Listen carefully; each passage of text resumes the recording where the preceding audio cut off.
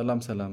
እንግዲህ የፊንጢጣ ኪንታሮት በጣም በኢትዮጵያ ውስጥም በዓለም ውስጥም ብዙ ሰዎችን እያጠቃና እየጎዳ ያለ ህመም ነው።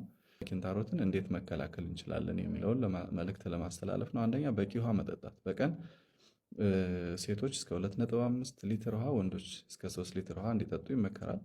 ሁለተኛው አትክልትና ፍራፍሬ መመገብ ነው። እንደ አትክልትና ፍራፍሬዎች ሁሉም በሚባል ደረጃ በቂ ሚኔራል እና ውሃ ስላላቸው እነሱን መመገብ ስፔሻሊ አሁን እንደ አቮካዶ፣ ሙዝ፣ ፓፓያ፣ ካሮት፣ ሀባብ እነዚህ ከፍተኛ ማግኒዚየም ስላላቸው ሰገራ እንዳይደርቅ ያደርጋሉ። ጥራጥሬዎች እንደ ሽምብራ፣ ባቄላ፣ አተር፣ ስኳር ድንች፣ ድንች የመሳሰሉትን እንደ ገብስ እንጀራ፣ ገብስ ቆሎ ደግሞ ሳይፈተግ ራፌጅ ስላለው እሱን መጠቀም።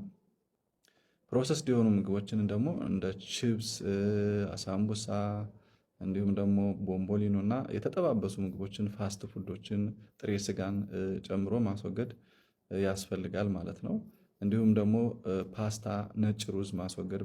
በተቃራኒው ግን ይሄ ቡናማ ሩዝ ወይም ብሮውን ራይስ የሚባለው እሱ ሰገራ እንዲለሰልስ ያደርጋል። እሱም መጠቀም።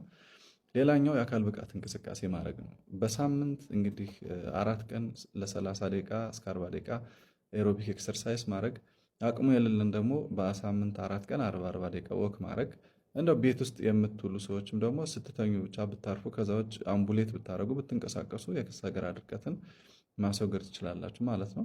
ሌላኛው የሽንት ቤት ስሜት ሲሰማችሁ ቶሎ ወደ ሽንት ቤት መሄድ አለባችሁ። ወደ ሽንት ቤት ሄዳችሁ ስራም ቢኖራችሁ አቋርጣችሁ ሽንት ቤት ተጠቅማችሁ መምጣት።